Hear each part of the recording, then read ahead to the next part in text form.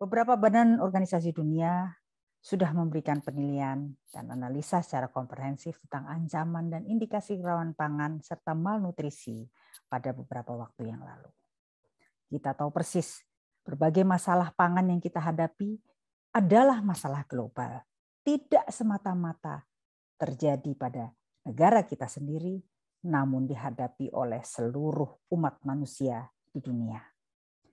Dan untuk itu mau tidak mau, tindakan dan kebijakan antisipatif sangat perlu dipersiapkan menghadapi ragam ancaman, termasuk ketahanan pangan.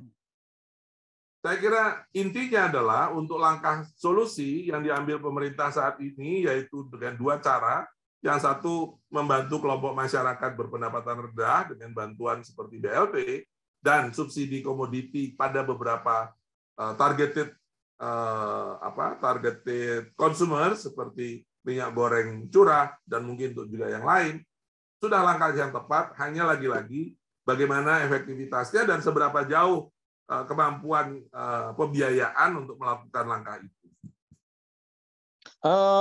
Dulu pernah ada ide terkait dengan kedaulatan pangan dan kesejahteraan petani. Dulu ini waktu kami membantu Pak Jokowi untuk merancang pembangunan pertanian tahun 2015, tahun 2019, karena kami diminta merancang bagaimana mewujudkan kedaulatan pangan dan kesejahteraan petani. Ya walaupun sekarang ini petani semakin lama semakin terpuruk, beberapa sudah dilakukan secara masif saya kira. Misalnya untuk perbaikan irigasi, pembangunan dam dan lain sebagainya, infrastruktur saya kira kita harus berterima kasih ke Pak Jokowi. Ini perbaikan infrastruktur di Indonesia ini luar biasa yang sudah dilakukan. Antisipasi, karena judulnya di kita ini adalah antisipasi, perlu terus dilakukan. Karena dua faktor, tiga malah kalau ditambah dengan pandeminya, geopolitik, perubahan iklim, pandemi, itu akan menaikkan harga pangan secara spesifik, tidak umum tapi spesifik. Spesifik itu tadi sudah saya sebutkan beberapanya, walaupun levelnya juga berbeda. Nah, antisipasi berikutnya, kalau memang jangka pendek, mohon tidak main-main dengan BLT, PKH, BPNT dan seterusnya. Ya, yang secara spesifik, Pak Radit ya, misalnya gini, beras.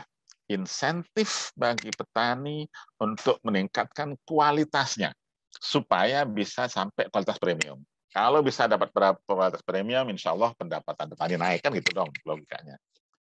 Maka dalam jangka pendek, bagaimana mitigasi dalam jangka pendek tentu harus dilakukan pemetaan kondisi neraca pangan, kemudian pemetaan kapasitas produksi dan pengaturan distribusi. Ini nanti akan digunakan untuk melakukan upaya persuasi. Lalu untuk bagaimana operasi pasar ini harus dilakukan. Sehingga apa? Sehingga ketercukupan pangan itu bisa terpenuhi, harga juga terkendali. Lalu untuk jangka panjang, ini perlu ada revitalisasi pertanian. Diversifikasi pangan terus dilakukan. Sistem informasi dimanfaatkan dan pengembangan teknologi. Nah, dari ini semua, ini nanti akan menjadi dasar untuk bagaimana masyarakat, pemerintah itu bisa mengedukasi pola konsumsi masyarakat. Sehingga nanti akan ada pola perubahan konsumsi. Nah, catatan saya yang pertama itu pemerintah memang harus secara ketat ya menangani harga.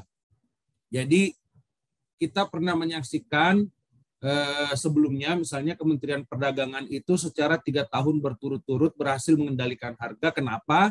Karena ketika itu pemerintahnya langsung menangani sampai hal yang detail di lapangan, ya sampai ke upah kulit panggul segala macam dipelajari dalam struktur biaya.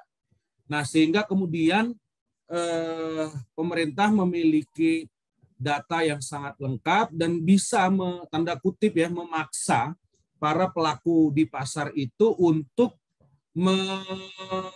mengendalikan marginnya. Mau ada perang Rusia-Ukraina, mau ada pandemi, persoalan pangan ini akan menjadi masalah masa depan dari bangsa kita kalau fondasinya para petani tidak menjadi perhatian pemerintah. Maka kalau menurut saya yang paling mendesak dilakukan saat ini adalah bagaimana mengembalikan semangat petani kita untuk melakukan kegiatan usaha tani dengan melalui kelompok-kelompok tani. Kadang-kadang kita bisa perlu juga barangkali melihat ke belakang, apakah perlu memiliki seperti jam banpres sapi dan seterusnya. Jadi intinya adalah memberdayakan, tadi dikatakan tentang petani, bahkan menciptakan benih saja bisa membawanya ke penjara. Jadi kreativitas menciptakan benih-benih baru, saya kira itu harus terus dipelihara, dikembangkan. Itu juga perlu mendapatkan insentif. Tadi juga disampaikan mengenai penyuluh yang insentifnya, penghasilnya buruk pada mereka yang bisa mendorong pengetahuan lebih tinggi bagi para petani.